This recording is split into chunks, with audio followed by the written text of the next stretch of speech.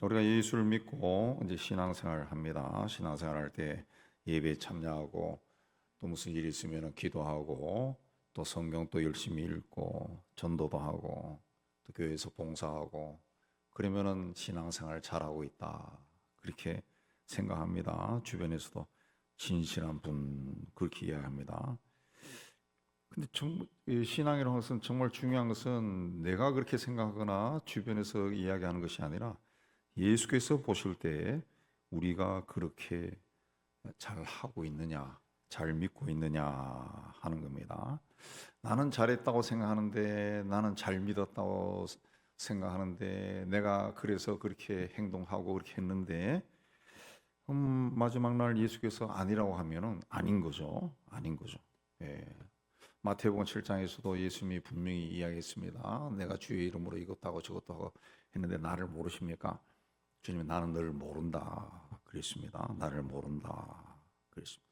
뭐 여러분이 아시는 이 땅에 있는 교회들 뭐 들려오는 소식들 그걸 보면은 예수 이름으로 많은 일을 하는데 그들이 주장하는데 가만히 보면은 아니 옳시다 하는 것들도 굉장히 많습니다. 예. 근데 정작 본인들은 그런 걸 깨닫지 못하는 거죠. 그래서 오늘 5절 말씀에 보면은 예, 바울은 개개인의 신앙생활을 살펴라 그리고 권면합니다. 내가 이제 세 번째 너에게 가리니 그랬습니다. 바울은 그 전도여행 당시에 에베소에 머물면서 두 번째 고린도를 방문한 적이 있습니다. 그때 바울이 고린도 교인들의 상태를 살피면서 그들의 잘못된 것을 지적했지만은 징계를 하지는 않았습니다. 징계를 하지 않았습니다. 징계를 했으면 또 달라졌을 수도 있는데 징계를 하지 않으니까 지적만 하고 징계하지 않으니까 그 지적당한 사람들이 여러분은 어떻게 했어요? 누가 그렇게 하면 안 돼요, 집사님. 그걸 자꾸 이야기하면 여러분 어때요? 기분 나쁘죠? 기분 나쁩니다. 그래서 고린도 교인들도 기분이 나빴어요. 기분이 나빠서 이 사람이 뭔데 우리를 협박하냐? 그렇게 하고 자기가 했던 그 일에서 돌이키지 아니하고 계속 그 일을 하다가 죄에 점점 더 깊이 빠져 들어간 겁니다. 그래서 바울이 세 번째 너희에게 가리니 세 번째 가면은 여러분의 그런 범법 행위들을 내가 좌시하지 아니하고 처벌할 것이다. 그렇게 경고했습니다. 그래서 1절에 보면은 두세 증인의 입으로 말마다 확정하리라 그랬습니다. 그 번역이 옛날 그 식으로 번역되어 있는데 그 신명기 19장 15절에 보면은 어떤 사건이든지 그것을 확인하는 데는 두 사람이나 세 사람의 증언을 필요로 한다. 이게 어떤 사건인가 잘못된 것인가 그걸 결정하기 위해서는 두세 사람의 증인이 있어야 된다고 그렇게 했습니다. 그래서 바울이 그 말씀에 근거해서 두세 사람을 통해 확인한 후에 무엇이 잘못된 것인지 결론을 내리겠다. 두세 사람. 내가 너희 소문 듣는 대로 가서 그냥 퉁퉁퉁퉁 때리는 것이 아니라 내가 확인한 후에 결론을 내겠다. 이건 뭡니까? 징계하기보다는 그들이 회개해서 바른 길로 돌아서기를 원했기 때문에 그렇습니다. 고린도 교인들은 터무니없는 비난과 모함으로 바울의 마음을 아프게 했습니다. 그러나 고린도 교회는 바울이 전도에서 세운 교회입니다. 바울이 그 교회의 영적인 아버지예요. 예. 그래서 자기가 이 세운 교인들이 자기에게 좋지 않은 말을 한다 해서 달려가서 막 화를 내고 뒤집었고 그렇게 하는 것은 아버지의 모습이 아니죠. 그러나 죄가 분명히 드러나면은 2절 마지막에 내가 다시 가면 용서하지 아니하리라 그랬습니다. 왜 용서하지 않느냐? 이는 3절에 그리스도께서 내 안에서 말씀하시는 증거를 너희가 구함이니 그랬습니다. 그는 너희에게 대하여 약하지 않고 도리어 너희에게 강하시니라 그랬습니다. 이게 무슨 말씀인가? 공동 번역으로 읽어드리면은 그때는 그리스도께서 나를 통해 말씀하고 계신다는 증거를 찾고 있던 여러분이 그랬습니다. 고린도 교인들이 자꾸 바울의 사도권을 의심해서 그리스도가 너를 통해 말씀하는 증거를 내놔봐 자꾸 그랬거든요. 그때는 그리스도께서 나를 통해 말씀하고 계신다는 증거를 찾고 있던 여러분이 그 증거를 보게 될 겁니다. 보게 될 겁니다. 그리스도께서는 여러분을 대하실 때 결코 약하지 않습니다. 오히려 강력한 분으로 여러분에게 나타날 겁니다. 그렇게 이야기한 겁니다. 예. 너희가 구함이니 하고 그는 요 사이에 이제 여러분이 알게 될 거다. 그 말이 빠져 있어요. 바울은 거짓 사도들처럼 그 위선적인 행동을 하지 않았습니다. 거짓 사도들은 자신들의 어떤 권위를 내세워서 순진한 성도들을 장악하고 그들의 영혼과 재물을 빼앗았어요. 근데 그렇게 이 고린도 성도들은 거짓 사도들이 자기들을 완전히 지배하고 영적으로 지배해가지고 막 그렇게 하는 것이 이게 옳다고 생각해요. 옳다고. 근데 바울은 그렇게 하지 않았던 거죠. 안 한 거죠. 예. 그래서 바울을 향해서 약한 사람이고 우유부단한 사람이고 그렇게 이야기한 겁니다. 우리도 주변에서 그러죠. 무슨 일을 결정할 때 좌우를 다 살피고 이 사람 저 사람의 관계를 다 살피고 누구에게나 해를 상처받는 사람 없고 해를 받는 사람 없게끔 많이 생각하고 결정하면 사람이 무슨 저리 우유부단하나 그러고 결단력이 없다 그러고 그런 말 하죠. 그런 말. 이 바울이 그랬다는 거죠. 바울이. 그러나 그런 정황 속에서 바울은 사도됨의 참 증거가 무엇인지 보게 될 것이다. 그랬습니다. 그게 뭐라 그랬습니까? 약함이다. 약함이다. 그랬습니다. 약합니다. 고린도서 11장에서 바울이 그 그리스도가 자기와 함께하는 증거를 이야기할 때 그 고난을 받은 것을 쫙 이야기했지 않습니까? 그 약함이다 그랬어요. 그래서 예수께서는 인간의 약함 속에 자신을 드러내신다. 그런 말을 합니다. 4절에서 예수께서 십자가에 못 박히실 때의 모습은 이 정말 약하디 약한 인간의 모습입니다. 자신을 죽이려고 하는 사람에게 저항 한번 하지 못하고 그냥 끌려가서 두들겨 맞고 죽어버렸어요. 그러나 그분은 죽음을 이기고 다시 살아났습니다. 예. 인간적으로는 굉장히 약해서 십자가에 끌려가 죽었지만 하나님의 능력으로 다시 사셨다는 거죠. 예.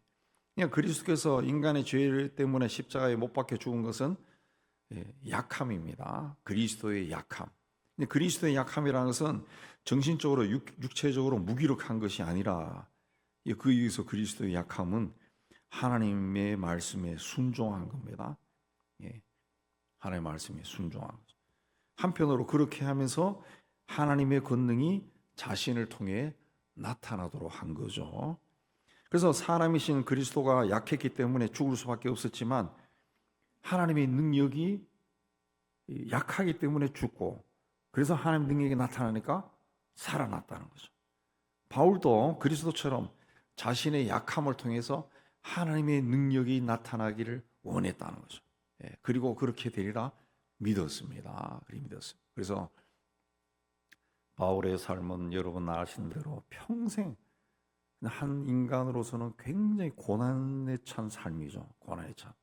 가난하고 남으로부터 욕먹고 그런 와중에 믿음의 사람들 만나서 보호도 받고 그런 사람들을 바울을 서신서에 나타나고 사도행전이나 바울 서신서에 나타나는 그런 바울을 도와주고 곁에서 함께 해주고 기도했던 사람들을 한 사람 한 사람 가만히 생각하면 오늘 우리 시대에 우리 주변에 있는 사람들과 비춰 생각해 보면 굉장히 마음이 따뜻한 사람들이요. 그러니까 그런 사람들은 그 시대를 초월해서 세상 어느 곳에나 다 있는 것 같습니다. 루디아나 이 바울이 받았던 고난만 생각하면은 야 어떻게 이렇게 살 수 있을까? 마지막에는 또 감옥에 갇혀서 목이 잘려 죽잖아요. 목이 잘 죽잖아. 예. 내가 감옥에 갇혀서 이제 사형 선고를 받았어요. 이제 언제 죽을지 몰라. 근데 죽을 때 다 도끼로 목을 쳐서 죽여. 근데 그게 바울이 그렇게 죽었구나. 예수님 십자가에 못 박힐 때 못 박히시네. 하도 많이 봤고 보고 또 그렇기 때문에 그렇게 보지만은 막상 자기가 그런 일을 당한다 그러면은 이 정신이 나갈 겁니다. 정신이 나갈 거예요. 예. 여러분 가운데 암 수술한 분도 있을 건데 저도 갑상선 암이 조그만한 게 있었는데 수술 안 했어요. 처음이 그거라 말 듣고 그래서 긴가민가해서 다시 아산병원에 가서 다시 재검사 하니까 의사가 맞습니다. 그러니까 가서 아래층에 가서 그 한국암센터에 등록하세요. 그럴 때 그 진료실을 나오는데 다리가 막 후들후들 떨리더라고. 그냥 떨리고 막 세상이 막 노랗게 보이고 야 나도 그냥 이러다 가는구나. 다리가 후들 떨려요. 근데 이게 그 당시에 사형이 다 사람의 목을 쳐서 죽이는 거 아니면 십자가에 못 박아 죽이는 거 이런 잔인한 형벌밖에 없는데 이제 내가 죽는다. 평생 돌아보니까 하나님을 위해서 일했는데 뭐 제대로 산 적이 없어요. 좋은 집에서 뭐 자식들 낳아서 산 적도 없고 뭐 그냥 배고프고 두들겨 맞고 욕 먹고 배가 파선하고 물에 빠져 죽을 뻔하고 사람들이 걸어가면 저놈 잡아라 하고 쫓아와서 도망가고 뭐 제대로 한 게 없어요. 그러다 마지막에는 또 그렇게 죽어요. 예, 그렇게 죽어요. 근데 바울이 끝까지 그렇게 갔다는 거죠. 왜? 하나님의 능력이 자기에게서 나타나는 것을 바울은 더 기대했다는 거예요. 예, 내가 이래 약해야 하나님의 능력이 나타난다. 그걸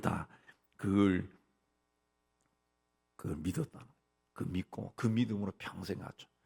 바울이 그렇게 죽었지만은 그 하나님의 능력이 바울을 통해 나타났습니까? 안 나타났습니까? 나타났죠. 라고 말할 겁니다. 어떻게 나타났어요? 그럼 또 대답을 못하죠. 바울의 삶을 통해 어떻게 나타났나? 바울 서신서를 읽으면은 그냥 성령의 감동으로 막 느껴지잖아요. 그게 하나님의 능력이 바울을 통해 나타난 거죠. 신약 성경의 대부분이 바울이 쓴 거 아니에요. 그 하나님의 능력이죠.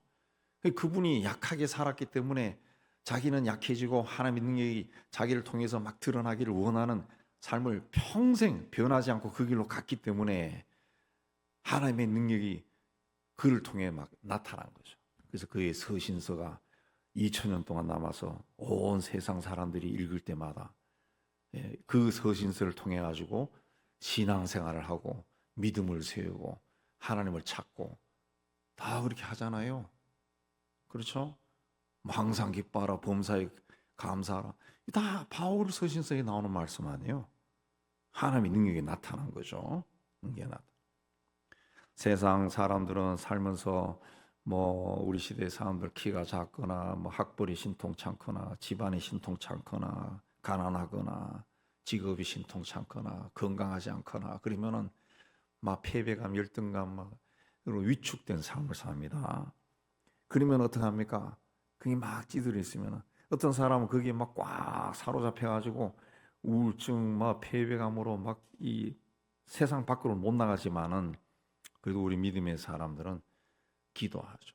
하나님 내가 이렇게 아파요. 몸이 아파요. 뭔가가 안 풀리네요. 기도한다. 누구에게? 하나님께. 그러면은 하나님의 능력이 임합니까? 안 합니까? 하나님의 위로가 임하고 소망이 또 생기고 그러니까 약할 때 강해지는 거죠. 그러나 다 있으면은 모든 게 다 되면 기도할 게 없으면은 그 하나님의 능력을 평생 체험을 못 하는 겁니다. 못 하는 거예요. 그러니까 다 있는 것이 좋은 것은 아니라고. 좋은 것은. 그래서 바울도 자기에게 육체의 가시가 있는 것을 하나님께 감사한다 그랬죠. 그거 있으니까 아픈 것이 있으니까 오늘은 너무 힘드네. 그러고 하나님 나에게 힘 주세요. 하나님 능력을 의지하는 거죠. 근데 고린도 교회 성도들은 바울의 외적인 모습을 가지고 그를 판단했습니다. 근데 그거는 믿음의 행위가 아니라는 거예요. 그래서 5절에 바울이 너희는 믿음이 있는가 너희 자신을 시험하고 확증하라. 재련소에서 금을 정제하는 과정에 불순물을 제거하고 순수한 것을 얻는 것을 확증이라고 합니다. 확증. 그러니까 자신을 돌아봐서 자신을 한번 테스트해서 믿음에 어긋난 것이 있으면 제거하라는 거예요. 불순물을 제거해라. 그 믿음 안에 있는지 자신을 시험하고 확정하기 위해서는 자기가 믿음 안에 있는지 자신을 테스트하는 방법은 몇 가지 간단하게 이야기하면, 첫째는 내가 진리 가운데 있는가, 그걸 확인해야 됩니다. 디모전서 3장 9절에 바울은 교회 지도자는 깨끗한 양심의 믿음의 비밀을 가진 자라야 한다. 깨끗한 양심의 믿음의 비밀을 가진 자. 믿음의 비밀은 복음의 진리입니다. 복음의 진리. 그 믿음에서 가장 중요한 것은 복음의 진리에 바로 서 있는가. 바로 서 있는가. 그 복음의 진리에 바로 서 있지 않으면 흔들립니다. 흔들립니다. 세상적인 그 유혹에 흔들리고 세상적인 이익에 흔들리고 막 그래요. 복음의 진리에 바로 서 있지 않으면. 오늘 새벽에 뭐 여기 있는 분이 했는지 아닌지 모르겠는데, 오늘 새벽에 제가 언론에 여기에 A4 용지로 8페이지 되는 두툼한 뭔가 올라와 있더라고. 어느 집사의 회개문이라고. 제가 다 읽어봤어요. 오전에 다 읽어봤어요. 읽어본 결과 뭔가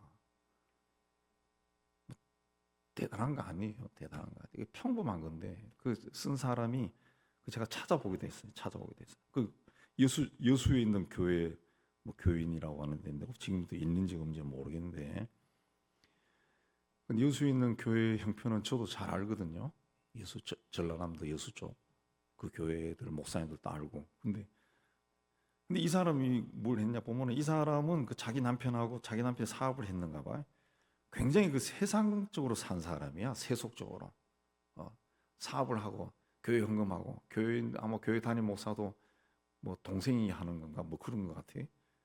그 돈 잘 벌고 하니까 이 일찍 장로가 되고 권사가 되고. 그러니까 나중에 이제 그 교회에 어느 사도라 하는 사람이 와가지고 아마 부흥회를 했는데, 거기에서 그 막 이 말씀을 깨우치니까 거기서 좀 뒤집어진 거예요.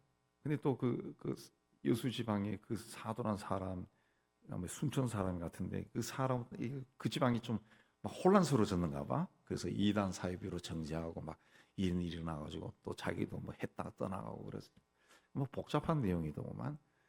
그러니까 거기서 지금 뭐 하는지 몰라요. 그래서 유튜브 찾아보세요 해서 찾아보니까 그 뭐 보는 사람은 거의 없더구만. 없고 이게 몇 개가 떠 있더라고. 그냥 뭐 기도만 잠도 올라와 있던데.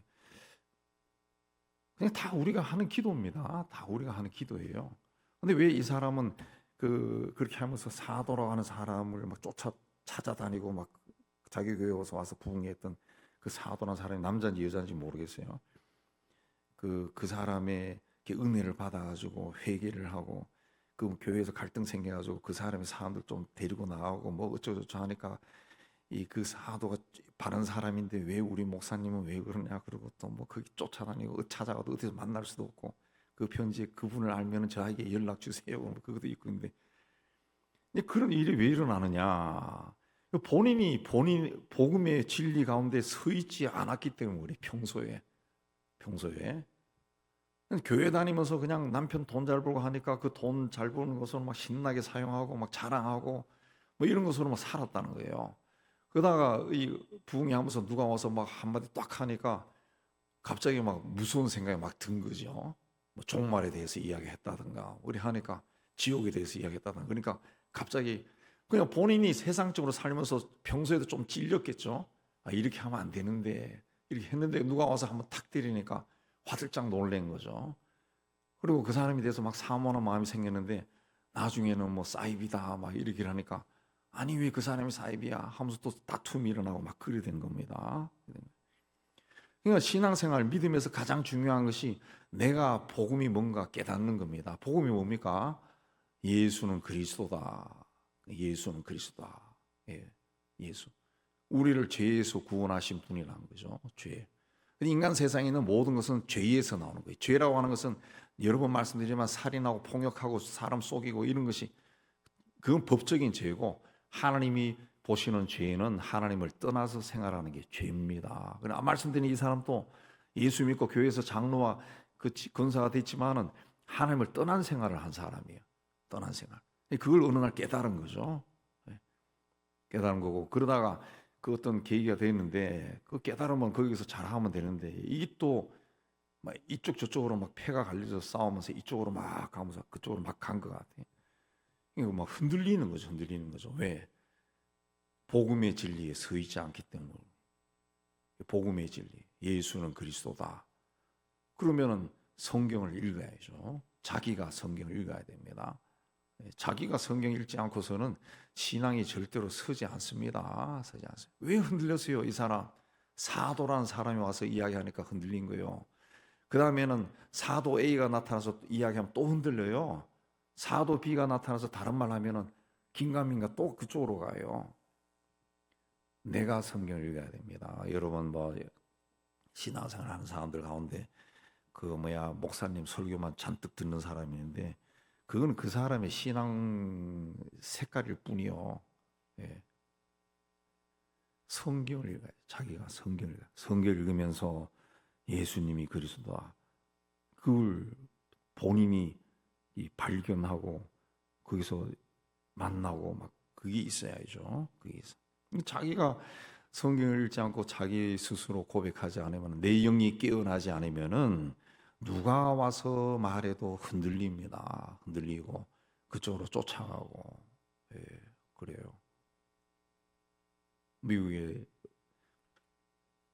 그 어느 교회 저도 방문해 봤는데 그 교회도 목사님이 개척했지만은 그 말씀으로 교육을 잘 시켰어요. 예, 리더들 교육도 잘 시켰고, 그래서 목사에게서 어떤 문제가 이렇게 생겨버린 거예요. 생겼어요. 예. 그래서 교인들이 막 시험 받았어요. 근데 그 교회 리더들은 어떻게 했느냐? 목사님에게 쉬게 하고, 예,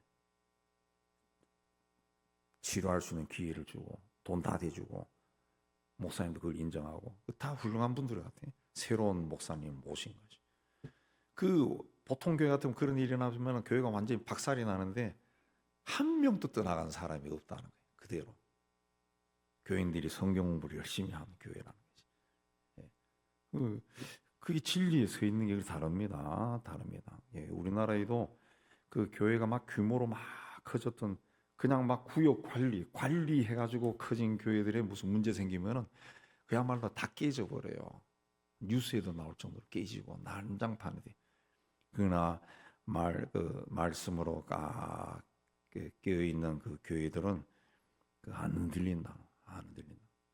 차분하게 기도하면서 해결하고 그래요.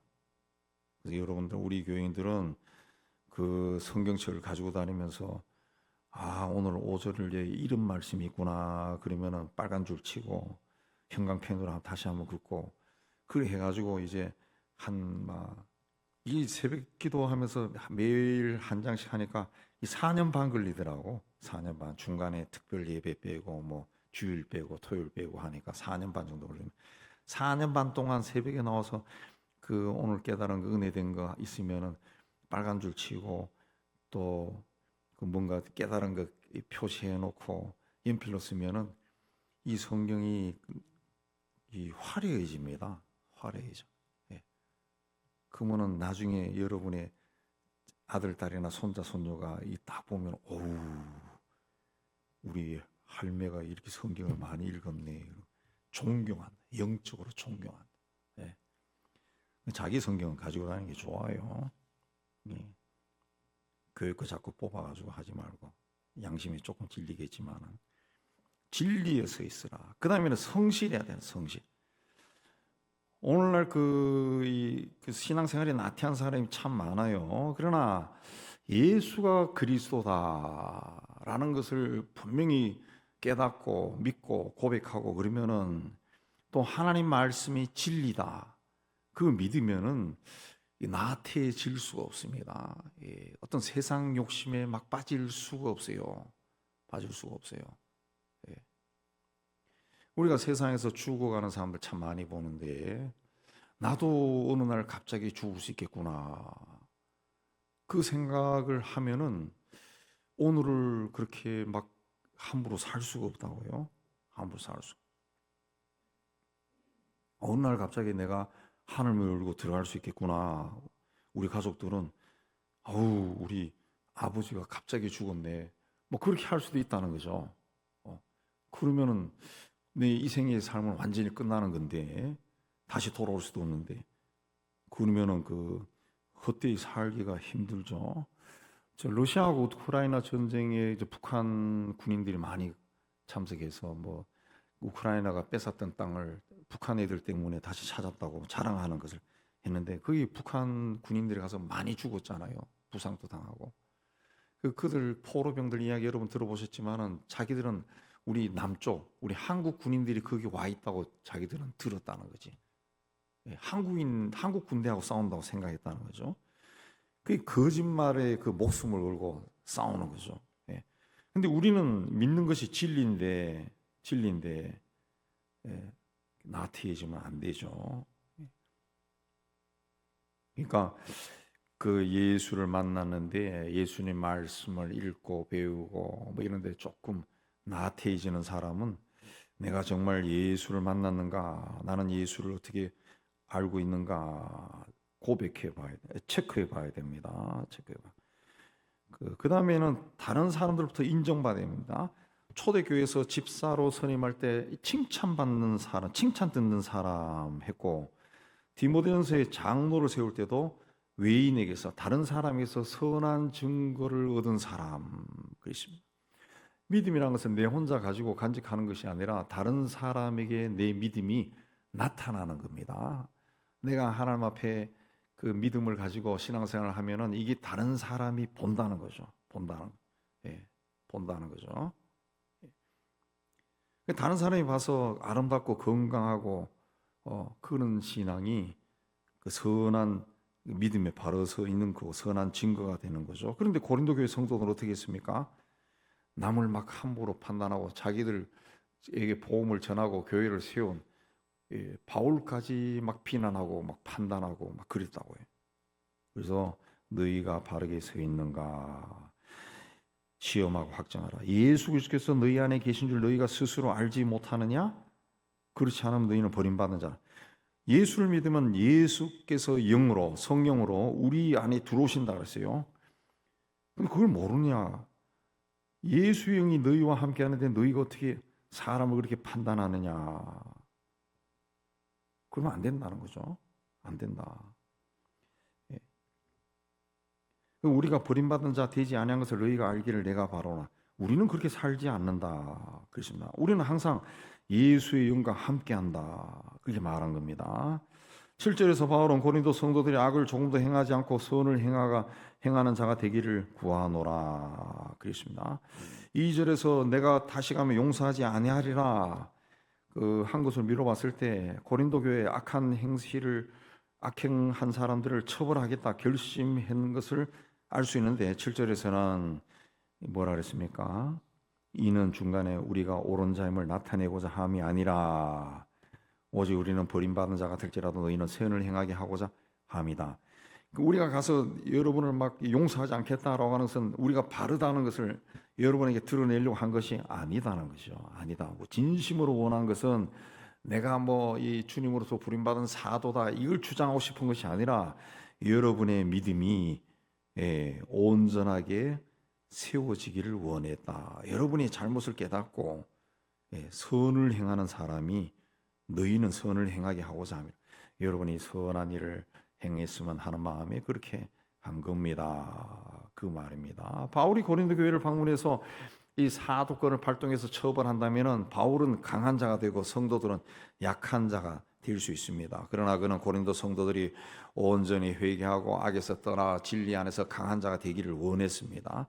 그렇게 하기 위해서는 바울 자신이 약한 자가 되는 것밖에 없습니다. 가서 막 때리려고 하다가 내 힘으로도 막 할 수 있지만은 그렇게 하면 상처받으니까 안 한다는 거죠. 그래서 9절에 우리가 약할 때 너희가 강한 것을 기뻐하고 그랬습니다. 이런 마음이 있었기 때문에 10절에서 대면할 때 주께서 너희를 넘어뜨리려 하지 않고 세우려 하여 내게 주신 그 고난을 따라 엄하지 않게 하려 합니다. 내게 주신 고난을 따라 엄하지 않게 내가 가지고 있는 그 주님이 주신 고난을 가지고 여러분을 엄하게 꾸짖지 않고자 한다 그랬습니다. 왜냐하면 주님이 나에게 주신 그 특권은 여러분을 넘어뜨리려고 하지 않고 세우려고 하기 위한 것이다. 그래서 나에게 준 것이다. 그랬어요. 그래서 바울이 원한 것은 9절에 너희가 온전하게 되는 것이다. 이 온전하다라고 하는 말은 그 성서의 원뜻은 수선하다는 겁니다. 수선하다. 잘못된 부분을 수선하다, 보수하다.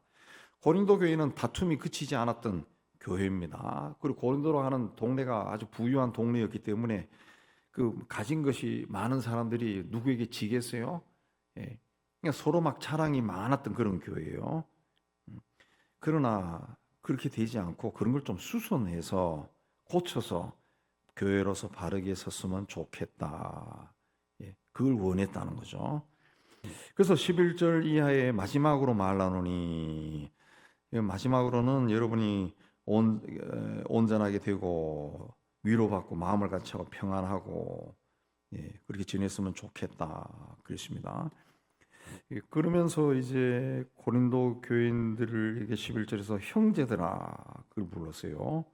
지금까지 고린도 교회를 향해서 책망하고 건면했는데 근본적으로는 그 교인들을 형제들아 불렀다는 거죠. 형제들아, 예수 안에서 우리가 형제 자매다. 서로 사랑해야 된다. 그래서 온전하게 되고 위로를 받고 마음을 같이하여 평안할지어다. 거룩하게 입맞춤으로 서로 문안하라. 그랬습니다. 이 말씀 뭡니까? 아직도 고린도 교회가 상처가 완전히 치유되지 못했다는 거죠. 그러니까 여러분이 이런 마음으로 좀 사시오. 그랬습니다. 그리고 13절은 이 삼위일체 하나님의 이름으로 고린도 교회를 향해 축도합니다. 축도. 바울의 사역이 전적으로 성부, 성자, 성령의 능력에 의한 것이라는 것을 이야기하는 겁니다. 자, 고린도 교회 성도들은 자신들이 온전한 믿음 가운데 서 있지 못하면서 다른 사람을 판단했습니다. 그래서 교회가 막 시끄러워졌습니다. 사람은 누구에게 판단받으면 기분 나빠요. 그럼 너는 뭐 잘못한 거 없니? 다투게 된다. 그런 고린도 교회를 향해서 바울이 너희는 믿음 안에 있는가 너희 자신을 시험하고 너희 자신을 확증하라 그랬습니다. 확증하라. 여러분은 어떻습니까? 하나님 보시기에 분명한 믿음을 가지고 있습니까? 복음의 진리에 바르게 서 있는 그런 그 신앙생활을 하고 있습니까? 열심히 있습니까? 여러분이나 우리 모두 자신을 살피고 자신을 테스트하고 또 스스로 믿음에 서 있는지 확증해야 됩니다. 확증해야 됩니다. 누가 보더라도 이 사람은 바르게 서 있습니다. 라고 말할 수 있을 정도가 돼야 된다는 거죠. 그렇게 할 때 하나님이 우리를 위해서 일할 수가 있고 예수의 은혜와 하나님의 사랑과 성령의 교통하심이 우리 삶에 풍성하게 임할 겁니다. 이 믿음으로 살아가는 여러분 다 되시기를 주의 이름으로 축복합니다.